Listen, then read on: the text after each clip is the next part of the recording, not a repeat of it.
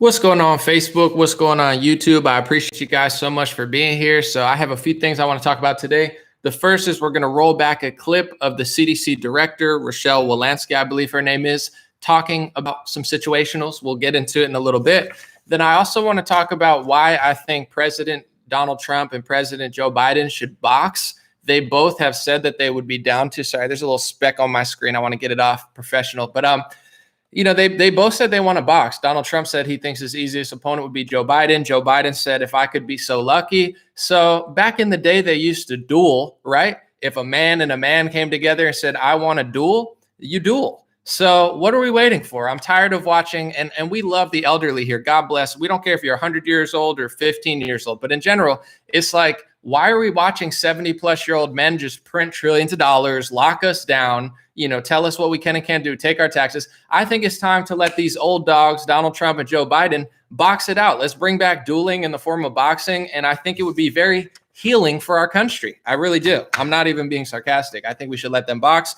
And I also want to talk about Nicki Minaj. She's had a whole little media thing, questioning the media, giving both perspectives of the jab, and they seem to hate that. She has a lot of pro-vaccine stuff on her Twitter. They don't seem to talk about that. And I think Tucker Carlson nailed it in his monologue. It's not, the fact that she says both things. It's the fact that she dares, say something else. But we'll get into that. And hopefully you guys agree with me, because I'm bored and I would love to see Joe Biden and Donald Trump box. But first, I want to play a clip of this. Okay, hold on. I have this real quick as well. Let me see. I got to get up people.com. I thought I had it up already. But in general, we're going to listen in a second. Hold on. People, CDC director walks back. Let me see. There we go. All right. So this is her. I believe this was in March, like at the end of the March. She said this real quick. I just want to play this clip because I saw this and I was like, holy smokes. I can't believe this happened. Our data from the CDC today suggests, that vaccinated people do not carry the virus, don't get sick, and that it's not just in the clinical trials, but it's also in real world data. Our data from the CDC today suggests, that vaccinated people do not carry the virus, don't get sick. She said, our data suggests that vaccinated people don't carry the virus and don't get sick. It only took a few days for her to walk back that claim. On April 2nd, this is a People article. It says CDC walks back claim that vaccinated people do not carry the virus. And in that article, it says, after scientists criticized Walensky's comments this week, the CDC walked back her statement. Dr. Walensky spoke broadly during this interview. An agency spokesperson said, it is possible that some people are fully vaccinated could get COVID-19. The evidence isn't clear whether they could spread the virus to others. We're evaluating that. So I just want to be clear, because I understand the science evolves. I understand it's not settled. I understand they're learning as they go on, but they don't always act like it, because, a couple months ago, they were saying stuff like this, and then they're like, we're not really sure. And now we are more sure. I just found it interesting. I'm not really going to say too much on it, but we'll listen to it one more time and then we'll move on real quick. And that it's not just in the clinical trials, but it's also in real world data. Our data from the CDC today suggests, that vaccinated people do not carry the virus, don't get sick, and that it's not just in the clinical trials, but it's also in real world data. So she went on, and then we're going to listen to a clip of Jimmy Kimmel. She went on Rachel Maddow, which obviously has a very fired up audience, and, no disrespect, but she told people on there that people who get it don't carry the virus. So I thought this was an interesting scenario, and this is just a hypothetical, but someone had said, and I understand COVID is different from tetanus, is different from other situations. I'm not comparing it, but it's like, with the polio vaccine, right? Everybody always compares it to polio, even though COVID's different, the vaccine's different, et cetera. They're always like, well, how dare you question this and that? And I get it. But with polio, there's a reason most people didn't question it, right? Not a lot of people question the polio vaccine. Most people like it. Most people agree with it. Most people cite it as this great thing. It's because when most people got the polio vaccine, they didn't get polio. So they had no reason to question it, right? It's like, well, I got the vaccine. I don't have polio. Polio pretty much seems to be eradicated from our country. So that's why I trust the vaccine. They weren't forced or threatened. They didn't get treated like crap for a year. There were no lockdowns. That doesn't gain people's trust. So if anybody's watching from Facebook, mainstream media, I'm just trying to let you dive into the head of why people feel this way. Imagine if the polio vaccine, if you got the vaccine and then you got polio And then they told you the reason you got polio after you got the polio vaccine is because other people didn't get the polio vaccine. I understand these are different type of vaccines. I understand it's a different illness, a different era.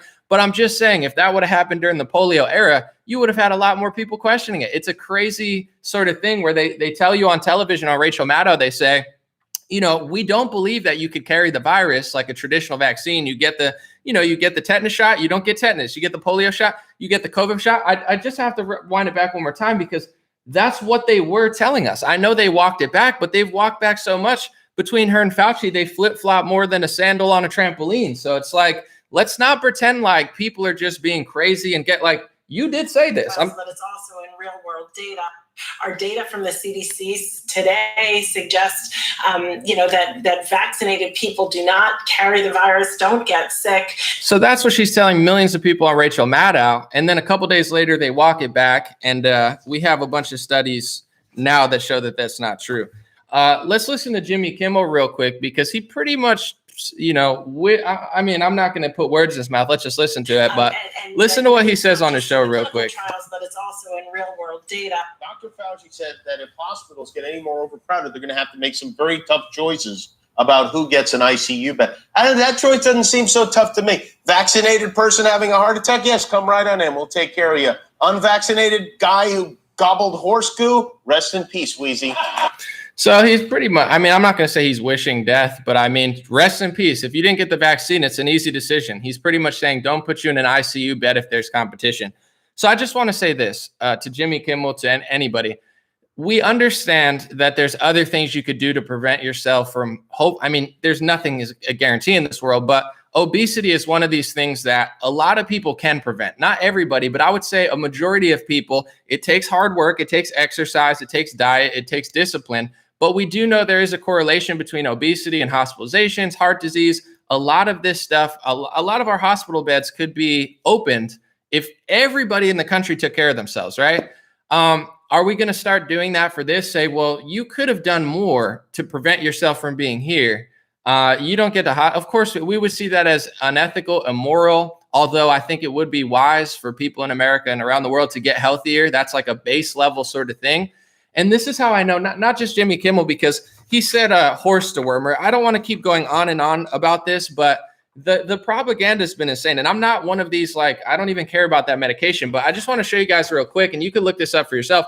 This is the CDC website, okay? And this is, I know it's backwards on Facebook, but you can look it up yourself. It's called Overseas Refugee Health Guidance. On the CDC, the drug that must not be named that he's talking about that they call a horse dewormer or horse paste, it was mentioned on the CDC's own website for Overseas Refugee Health Guidance 47 times. 47 times that medication was referenced for humans on the CDC website. So Jimmy Kimmel with the propaganda, Rachel Maddow with the whole media just keeps repeating, and hope people are stupid enough to act like this isn't a Nobel Prize winning medication that has been approved and also recommended by our own agencies for refugees and humans. And he just keeps shouting and saying, well, if you don't get this one product, you shouldn't even be allowed in the hospital. And if you're drinking this or you're taking this product, you're just a horse paste eater. It's like, these people are so fake. It's so obvious. I would know that they're telling the truth if they said, listen, we're going to have a 3-step process. In my head, in order to really protect our country, before we talk about medication, we have to talk about health. We have to talk about mental health. We have to talk about physical health, taking care of yourself, not being stressed out, being as fit as you possibly can be, because the bigger you are, and if you're, the more obese you are, it's more weight weighing down on your whole body, your organs, etc. We know that. We know that you are more susceptible to get hit really hard by this illness. We know that you're more susceptible to all sorts of diabetes, heart disease, etc. If you're overweight, this is like undeniable science that we've understood for decades because it's really just basic common sense. So it's like, okay, is Jimmy Kimmel, is anybody in the CDC, the FDA, are they really telling people, okay, before we talk about medication, let's talk about physical and mental health? They're not, because physical and mental health isn't a big breadwinner for them. Physical and mental health doesn't give politicians a lot of power. So it doesn't seem like they have a financial or political incentive to tell people the truth before we get to the medication argument that I'm going to talk about. Let's talk about health, because if we want to be a healthy nation, we have to start with ourselves. If you're morbidly obese, I'm talking like 600 pounds, and you're vaccinated, Are you healthier than Joe Rogan? Are you healthier than me? Are you healthier than somebody who's in perfect shape but doesn't get the vaccine? Well, of course not. Of course you're not. It's just not how health and science works. But they'll tell you you're better off being 600 pounds, where it's like your big pun level huge, where it's like it's only a matter of time before you die because you're that fat. And rest in peace, Big Pun, one of the best rappers ever. The dude was like 2 Fat Joes. The dude was enormous. It doesn't last long if you're that big.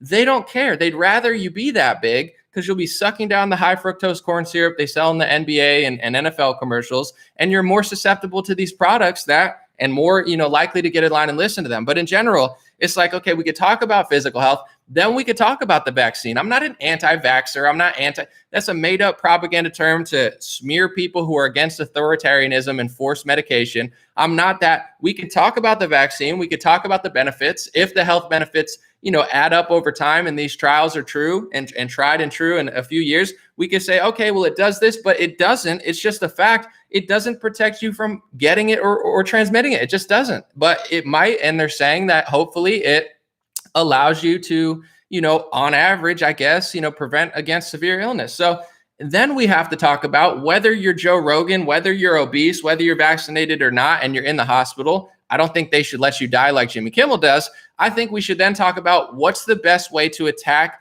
the illness once people get it. There's people like Joe Rogan who are unvaccinated who got COVID-19. And then there's people like Oscar De La Hoya, who is vaccinated, who got hit even harder than Joe Rogan. So once you get COVID-19, and if it hits you hard, whether you're Oscar De La Hoya or Joe Rogan, we do have to talk about when you're in the hospital or when you're at the ER or when you're at the, urgent care, wherever you go. How are you going to treat this thing, right? Because you can get it if you're vaccinated too. They don't care. They don't seem to care about that very much. They're so mad that Joe Rogan found some sort of remedy that worked for him and his body. They would rather Joe Rogan die than actually live and survive in a few days and get back to the gym, because it defeats their whole narrative. And I don't know for sure, because we'll never know. But I think the fact that Joe Rogan's like a healthy 50-year-old, he takes care of himself, he cares about diet, he cares about vitamins and fitness. We're not saying it's a cure-all, but you are better off being Joe Rogan than somebody who doesn't take care of themselves on average. And then he decided to attack it with multiple things. I don't know which one of them worked or why he healed it or whatever it was, but this is a 3-step process. Take care of yourself. How physically and mentally fit are you? Then you get it. We could talk about the vaccine, whether you're vaccinated or not, but then we have to start talking about how to attack it at the hospital or the ER. They just don't want to do that. Like Jimmy Kimmel, he's just like, whatever, just die if you don't get it. And it's just ridiculous. This is a CNN headline. You could probably read it on YouTube real quick, but I'll read it aloud. Excuse me. They put this right on their Instagram page. CNN said she was vaccinated, but was infected by others who chose not to be. The cost was her life. This is what one family wrote on their mother's obituary. So they're really trying to divide people. Obviously, they always use race. They always use religion and, politics, left, right, red, blue, Trump, anti-Trump, Biden, Bernie, whatever. But now they're starting to do the vaccinated, unvaccinated. So they're admitting in CNN, she was vaccinated, but was infected by others who chose not to be. It's funny because people aren't buying this that much anymore. This is the top comment on, you can see it maybe on here. I'll read it aloud. It's got almost 7,400 likes. So it's by far the top comment.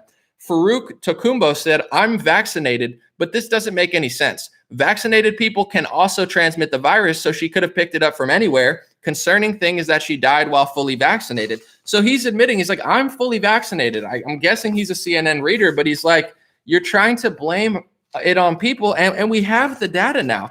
On the Pfizer shot, the reason I always bring up Israel, I just want to show people, is because Israel is one of the biggest case studies in the world of people who are all getting the Pfizer shot at high rates. Adults have been over 80% double vaccinated since months ago. Now there's over 2 million people triple vaccinated. They're one of the most, consolidated community of only Pfizer shots, if not the biggest study in the world. And this is them this year. You could see, I know it's backwards probably on Facebook. I apologize. It's a little off, but this was them last year, and this is them this year. It's at an all-time high. The average cases September 15th, 2021, which is yesterday, they have a 7-day average of almost 9,000 cases. This is in September 15th, 2020. They had a 7-day average of 4,000 cases. So we can see with 80% of adults, over 80%, double vaccinated and 2 million plus triple vaccinated, they are not having the cases go down. So this Jimmy Kimmel style stuff or even CNN where it's like, she was vaccinated, she died, but she must have picked it up from someone unvaccinated. The vaccine does not stop you from getting or transmitting it. And if you look at Israel, it doesn't even seem to be mitigating it on that end. The only mitigation seems to be from severe illness and hospitalization. So it's just insane what they're doing. But, that story goes on again. So I just wanted to show the CDC thing and use this example. I'm not, once again, I have to say this, then we're going to move on. I'm not saying COVID is polio because it's not even close. I'm not saying this illness is anything else. I'm not comparing it. And I understand mRNA vaccines are different from the polio vaccine. But I do want to say there's a reason that people feel the way that they feel because you're treating them like shit. And this is like unprecedented levels of psychosis. With the polio vaccine, people didn't question it. 99% of people didn't question it. Why? Because they got the polio vaccine and over 99% of people didn't get polio. So they had and they didn't get injured. So they had no reason to question it because they got it and polio seemed to disappear. If they were told that they were getting the polio vaccine, then they got it. And then a month or two later, they got polio. And then they were told that the reason they got polio was because other people didn't get the polio vaccine. It would have been a whole different story. There's never been anything like this. And once again, in one of the most vaccinated countries in the world, and maybe the most vaccinated with the Pfizer shot, the trend is going up for cases. So this propaganda saying, oh, you must be getting it from people who are unvaccinated, maybe, but maybe you're getting the virus from people who are vaccinated because in countries that are highly vaccinated like Israel, not all of them, but in Israel specifically, they're having record highs this month and last month for new cases. So be honest, but that's what they can't do. They can't be honest. They flip-flop like a sandal on a trampoline, and then they shame you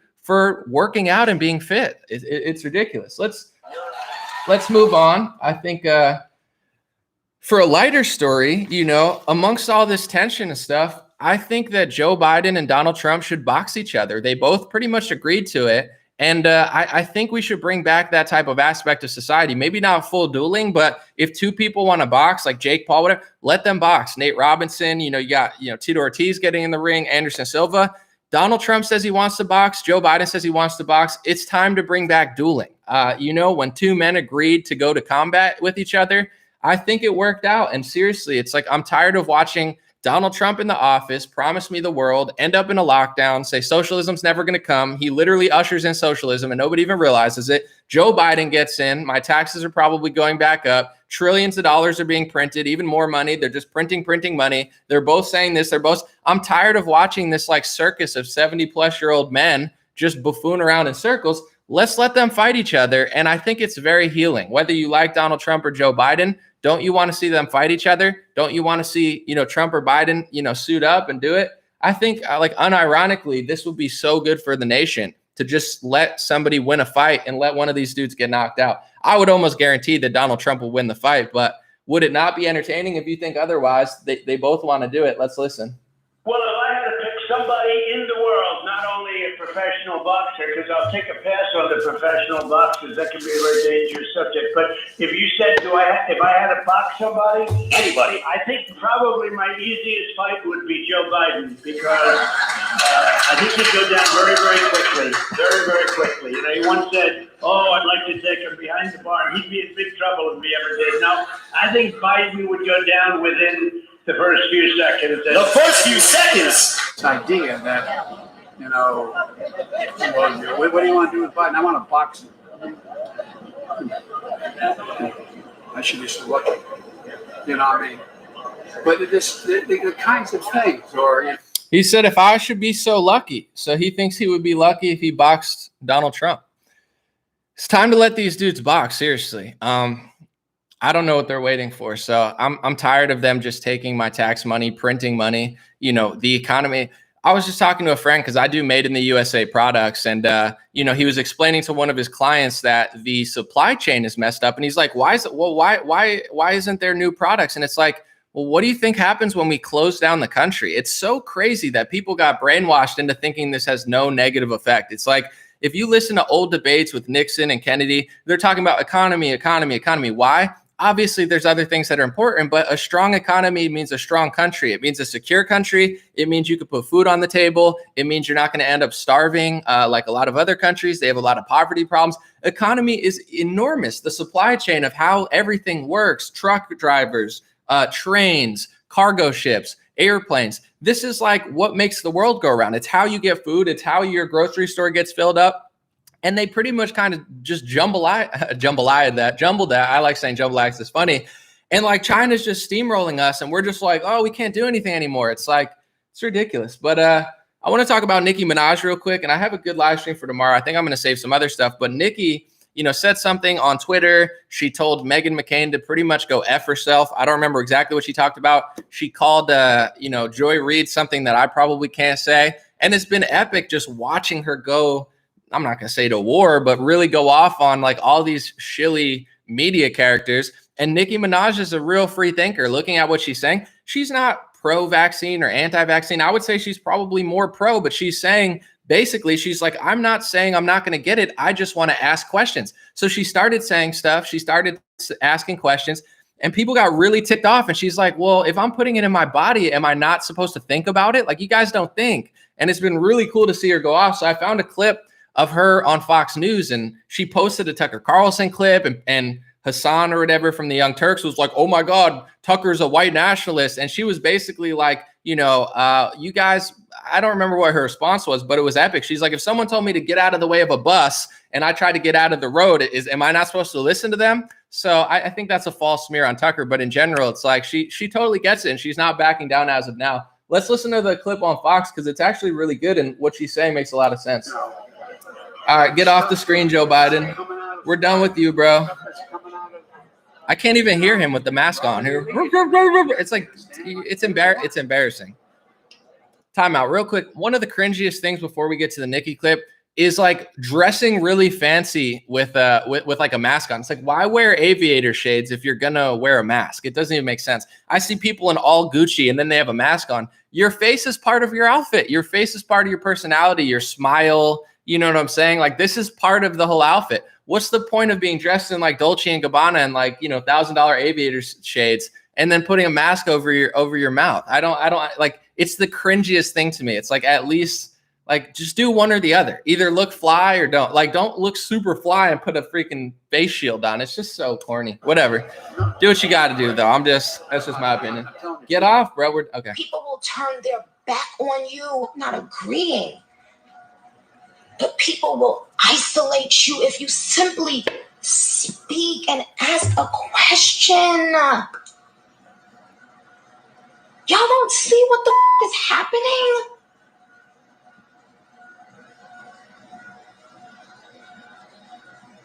And I'm seeing black women on Twitter, black women I follow,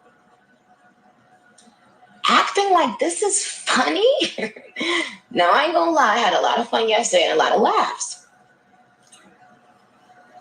But black women, are y'all forgetting there was a time not too long ago where you couldn't even make eye contact with people?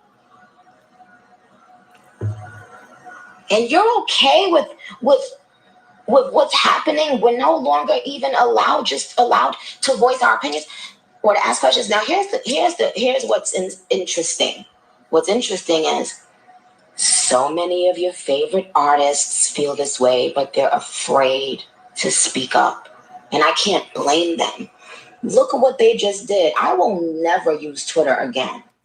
So she's saying a lot of your favorite artists feel the way she feels. They're afraid to speak up. Seriously, she referenced her cousin. I don't know if it's true or not, but then she just started saying certain things and playing both sides and being like, listen, I'm not anti-vaccine. Tell me about it. I know most people are fine, but I'm just saying I want to ask questions and, see what people tell me. And they're not, this is what Nicki Minaj found out really quickly. They're not looking to explain the science to you. Like, I'm no moron. Okay. I got thousands of papers like these. I've read up on journals, mainstream stuff, data. I read more than most of these journalists. I try to take science very seriously and accuracy very seriously. With a platform, I don't just try to spew out nonsense. But it's like when you ask a question, they have no longer become scientists or teachers. Like, okay, I understand why you're skeptical, but here's why you should take the vaccine. I understand why you're skeptical, but here's why you should love Pfizer. They don't do that. They just say, shut your mouth. Shut up, Nicki Minaj. Shut up, Anomaly. Shut your mouth. You're horrible. You shouldn't say that. Get in line and listen to what we say regardless. And, we're the science. We are the science. No, science is about hypotheses, experimentation, questioning. All of scientific history is getting a deeper understanding of what you thought you knew, okay? When the Wright brothers decided to invent a plane, humans weren't really able to fly. I think Da Vinci sketched out a way for humans to fly, and very intelligent people were always trying to figure out how to fly like a bird, because you see a bird and you're like, that's epic. Imagine if we could fly, if we could parasail, or we could build some sort of machine to fly. And then eventually they did build a machine to fly. There's no such thing as a scientific consensus. Well, thousands of scientists say that it's not possible to fly like a bird because you're a human. Well, that's what the morons say. That's what the average people say. And it takes somebody above average that's different from all the other scientists in order to rewrite science and get better science. That's the whole history of science, is proving other scientists wrong to the point where it doesn't matter. And it's part engineering too. It doesn't matter what you say about flying. I just flew. So now your science is wrong and my science is right. And then eventually someone builds a better plane and a better plane. And if they want to disprove you, they could do so with science. There is no authoritarianism in science. There's a book that G. Edward Griffin told me to read. I can't remember the name of it, but he said, throughout history, there's one common theme. When people are creative and when the best things are being made, it's freedom. When the society has the ability to be free and experiment and do stuff, great things are made, great things are invented. And when you live in an authoritarian, communist, whatever society you want to call it, extremist, fascist, then there is no creativity because you're not allowed to. You're not allowed to get outside the government. You're not allowed to get outside the oil companies or whatever it is. So all the greatest scientists don't have the money or resources or sometimes legal ability. You could be arrested for doing that. And on YouTube, someone like Eric Weinstein, I suggest if you guys have Spotify, this is not an ad, it's just a great, Joe Rogan and Eric Weinstein, their new podcast is fantastic. The first 20 minutes, they're just explaining things so thoroughly. And it's like Eric Weinstein can't make money anymore on it because he decided to talk about a medication that they didn't want people to talk about. I don't talk about it because I don't know enough about it, but I do know enough to know that Jimmy Kimmel calling it something, meanwhile, it's on the CDC's website 47 times. If it's just for horses, why is it on the CDC's website for human 47 times and under the refugee program? They're lying, So that's this regime that we live under. Science is not this thing that one person does. Kary Mullis invented the PCR test. Now everybody uses Kary Mullis's PCR test. If Kary Mullis were alive today, he would not be agreeing with the narrative. And he did that time and time again. He didn't like Fauci. He didn't even agree with what conclusions they were coming with his own test.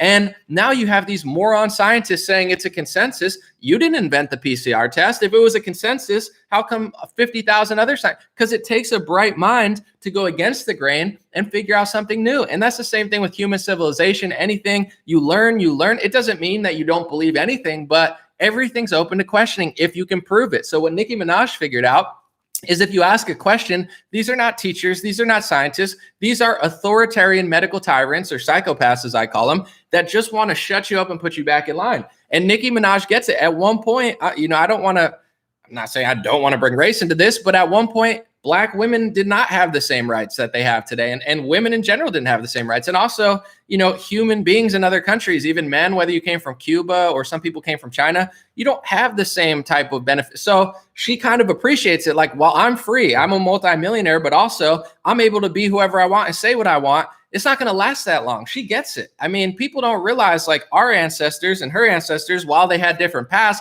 they put a lot on the table and sacrificed a lot to get us to the point where we're able to do what we do. And it's the people who are ungrateful and unappreciative for the freedoms in America that are so quickly to give it away. She gets it. I get it. I don't think America's perfect. I think we're dropping the ball in a lot of ways, but I do understand how powerful the first two amendments are. And to be honest, the whole Constitution, a lot of countries don't have that. And the Constitution, if you read it, I never appreciated it when I was younger. It's created to give us liberty over the government. Most government legislation is created to give the government power over you. Only in America and maybe a few other countries is there legislation created to give you liberty and freedom and protect the government overreach. That's why they're trying to take it away. That's why they're using emergency powers. And it's not a conspiracy theory like NPR, anomaly, the big Facebook conspiracy. There is no conspiracy theory. It's a reality. The government is using the pandemic and is using the emergency to take power over the people. That's not a theory, it's a reality. Now, the question is, if NPR was smart, which clearly the writer of it's not, he's probably like 1/8 as, impressive as me. That's why he's got to talk shit on me. But anyway,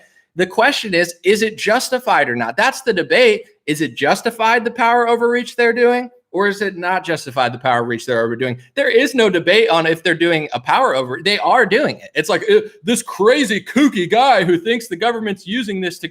They are. Everyone knows that. It's not even debatable. The debate is whether it's justified or not. Anyway, I want to show you who her boss is because people are surprised that Nicki's so cool. Her boss is Lil Wayne, who's perhaps the OG of not falling for the race narrative and not falling for the liberal brainwash narrative. I want to play a clip. It's one of my favorite clips ever. Lil Wayne was on a show with Skip Bayless and Shannon Sharp, and they were trying to get him to bow down to Black Lives Matter. To be fair, when this came out, I don't remember the exact year, but I think it was during the Obama administration. Even I fell for Black Lives Matter because I'm thinking to myself, well, yeah, Black Lives Matter. It's such good branding. You get what I'm saying? Of course, Black Lives Matter. I had no idea what they were doing. Lil Wayne never took the bait. And it's pretty epic how he's got such a strong mindset. He's never bent the knee on this. I want to show you guys a clip because I know a lot of people probably like Lil Wayne. A lot of people don't. More impressive than his music is just his general attitude on race. I think it's pretty awesome. Let's your listen. reaction to Kaepernick's protests?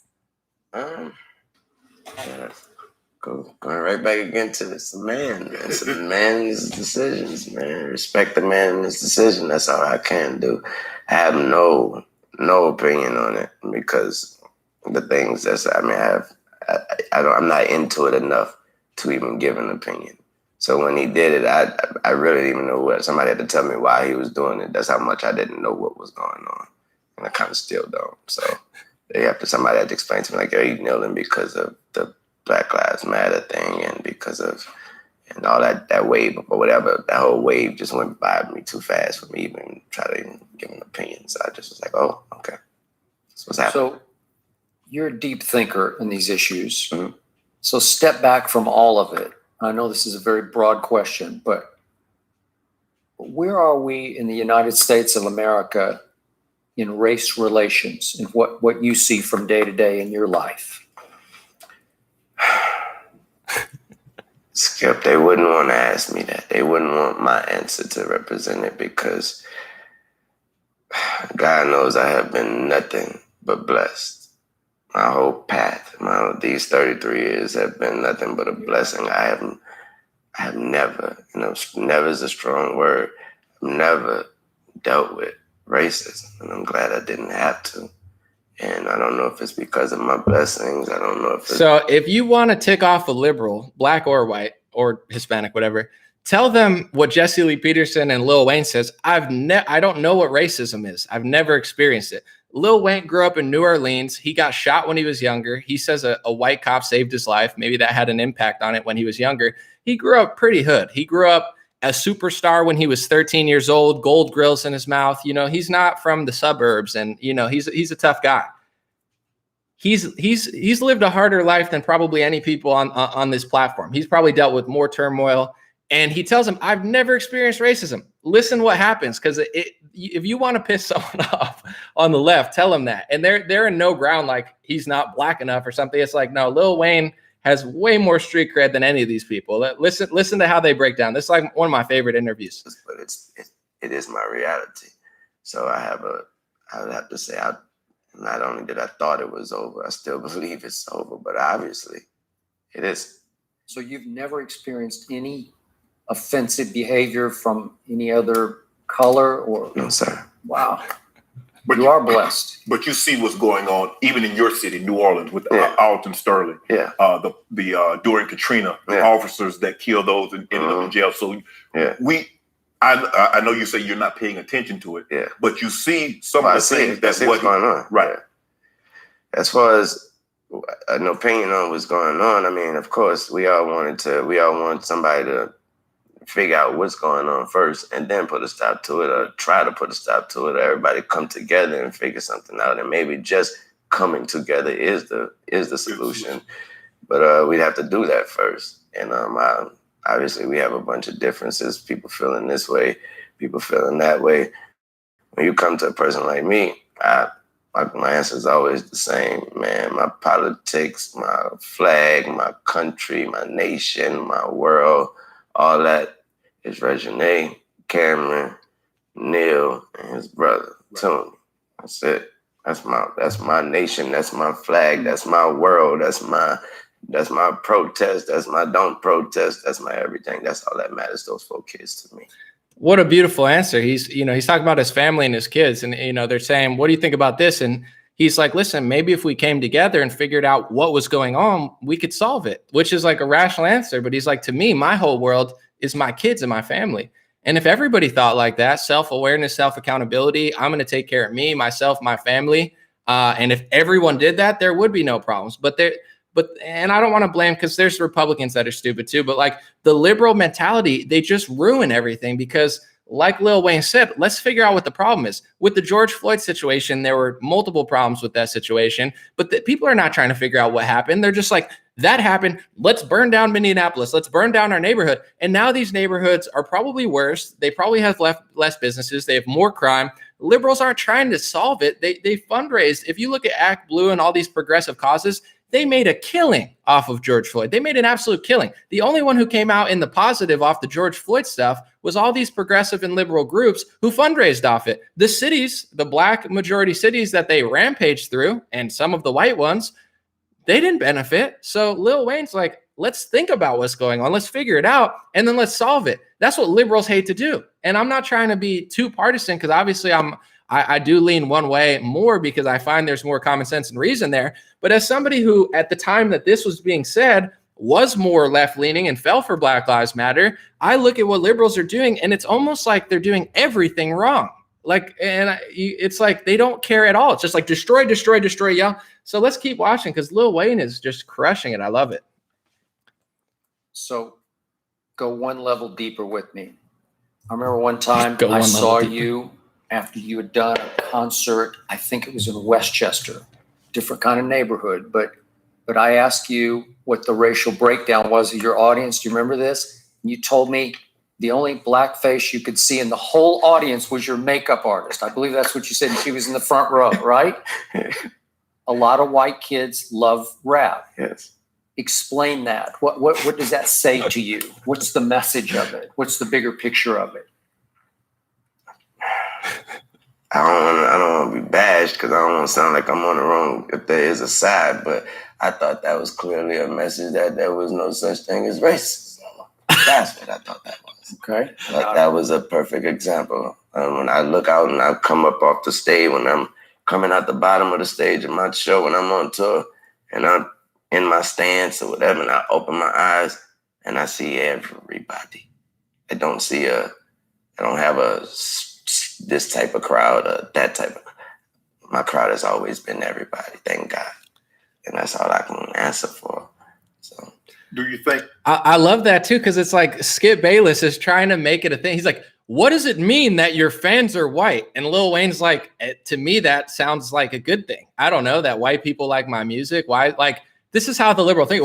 Well, you have so many white fans. What's the reason? It's like, because white people like me as a black man, and I do what they like. Isn't that good? And like, these people are such good. This is why, by the way, this is why they've become authoritarianism. In a free market of ideas, they don't win. They're not creative. They're not nice anymore. At least liberals used to be nice, right? They used to be like, yo, we care about refugees. Now it's like they treat America, and I'm not trying to make it about race, because I love everybody, but they act like they like black and Hispanic people so much. There's tens of millions of black and Hispanic citizens, just like there are a majority white citizens. And you're treating refugees better than you're treating your own citizens. You're saying if you come across the border, you don't have to get all this sort of stuff. It's not mandatory for you, only for citizens. So the left is not even nice anymore. They used to be nice. They're not even nice anymore. They're not thoughtful. They're not, smart anymore. Like all these things that the left used to be. They used to be pro free speech. George Carlin was a liberal. Noam Chomsky, before he got old and brain dead, he used to be somewhat smart. It's like, I don't know what these people are anymore, but this is why they have to censor. Because if there's a free conversation, they're usually not winning anymore. 10 years ago, I would have said they're winning most of the conversations. Now, that's all they can do: shut you down, shut you up, because they can't compete. Let's keep going. The younger generation, the millennials, do you think they're moving a little further away from the racism as opposed to? All right, before I start, dude, Shannon Sharp is not 1/50th as impressive as Lil Wayne in this debate. So watch how he gets very hostile and very he acts like he's got the moral high ground. It's like he's not, he's exactly who Malcolm X was talking about. The black liberal that is sanctioned, supported, and fun. Like, he gets to be there because he has agreeable ideas to the white liberal and the powerful liberals who run it. If he had one opposing idea or a few, I'm sure they would tell him to stop real quick. But anyway, where it used to be, it's not cool to them. Right. It's not cool to them. It don't matter to them. And when it's so not cool that it doesn't even matter to them. They're like, what? He's what? They're like, what happened?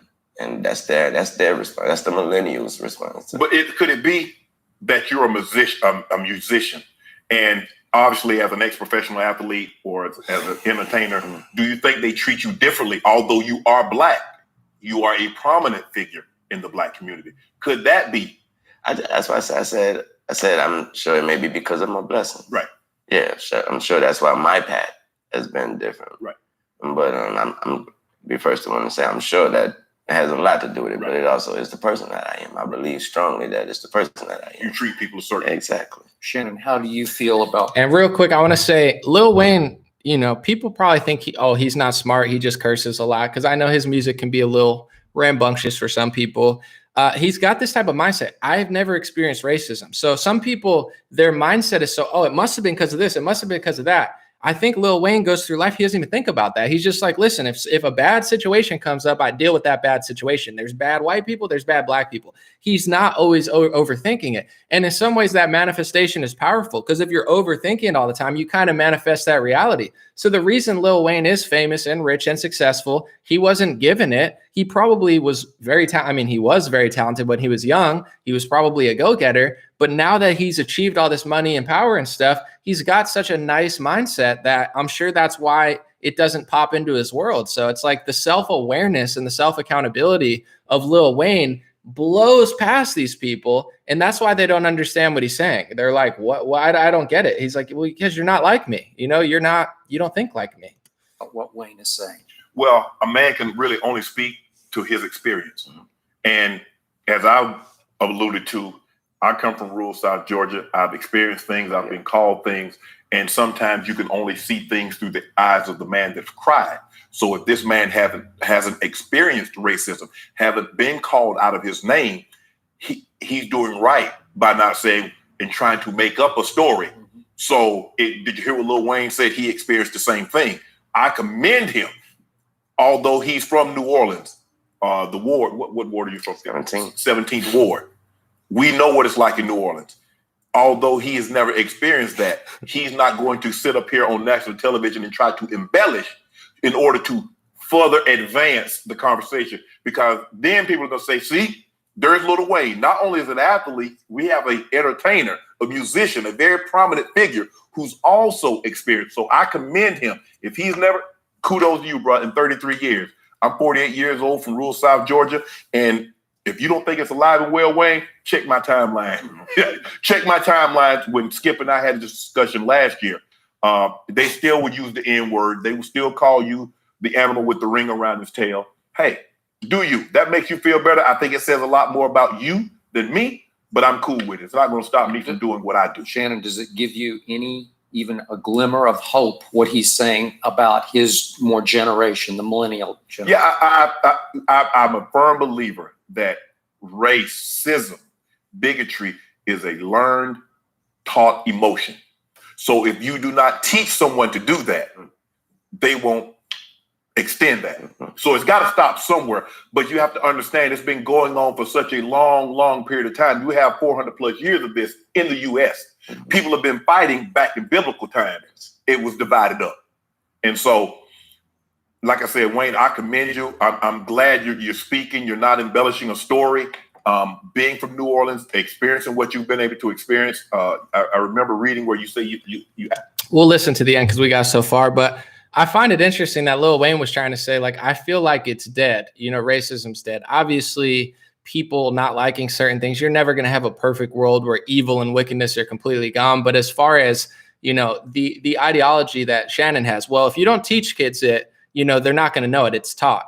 But now if you look at the schools, who's teaching all this race-based stuff? You should hate this race. You're better than this race. You're not as good as this race. You're inferior to this race. It's all the liberals with their so-called critical race theory, et cetera, where they're teaching in kids Kanye West has a great rant where he said, my daughter didn't even think like this. She goes to school and a white teacher tells her your father's black and your mother's white on Martin Luther King Day. He's like, these teachers are screwing my kid's head up because she doesn't think like that. You know, like your parents are this and you're this and you're this. And it's like, it's all the liberals that are keeping it alive. So I think, you know, Lil Wayne's like, well, you know, at a certain point, it was like, it wasn't that, I'm not going to say it wasn't a big deal at all, but it's ramped up tremendously over the last 3 or 4 years. As someone who grew up, it's the tension is worse. And, you know, as far as like getting past it, there's definitely a way to do that. But I don't find the strategy of the people who complain about it the most. I don't know that they're trying to get rid of it as much as they're trying to, you know, keep it alive, profit off it,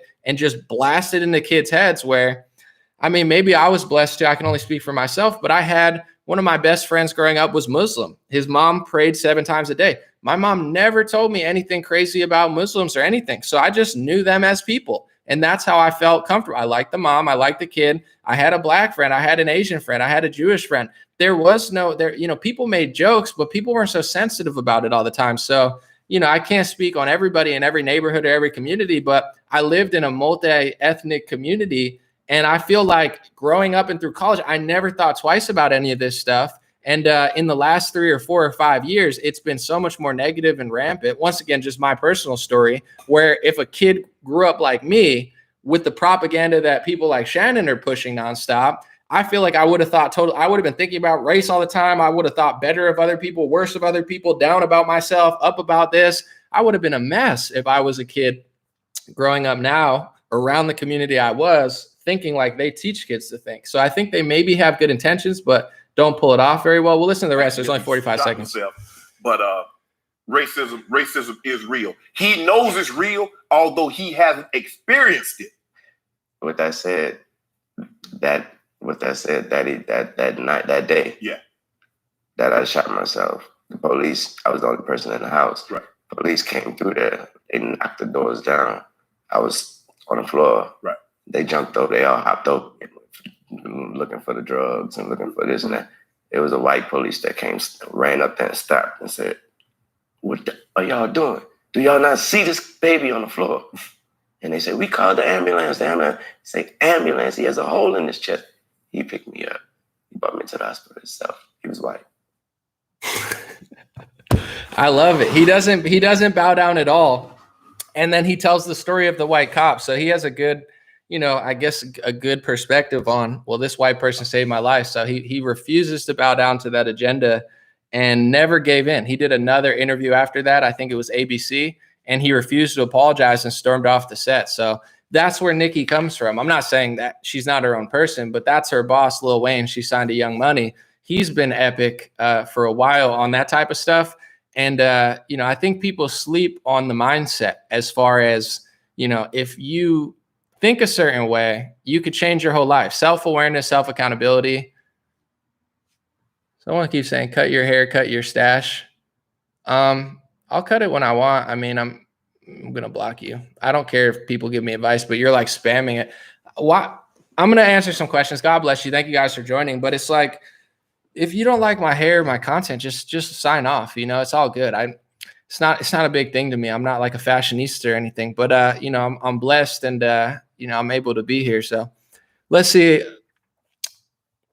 what people are saying in the comments. I'm going to hang out. I'm going to try to keep this under an hour for sure. Maybe, you know what, let's just end it on a good note. We'll try to end it under 50 minutes and I'll come back again. God bless you guys. God bless your family. God bless America. God bless the world. Follow me on Telegram, t.me/DreamRareChat. My email list, I'm going to sign out. I'm going to send off a new one in the next couple of days, I think. And these hats are at godblesshats.com. I'm trying to get the black hats, but the supply chain in the U.S. is not great right now. And I try to make everything made in the U.S. And I'm not going because that guy said something. I'm just going because I've noticed if I keep them shorter, people tend to watch them more. Where I love to talk to people and I'll do it more often. But it is nice to just have like a clean video sometime without a lot of backspace at the end. But I'll be back soon. I think I'm going to do a debate with somebody on Instagram today about mandates. Somebody that's, you know, thinks that businesses should be able to mandate vaccination. So should be a good debate. Check out my Instagram later. Check out my video from yesterday, the Ron DeSantis one. I appreciate you all so much. We had over 5,000 people total today, I think, between the two. So I'm forever grateful, working hard, trying to put out good content, etc. Thank you guys for following. Thank you guys for watching on YouTube and Facebook, and have a wonderful day. I will be back very, very soon. I appreciate you.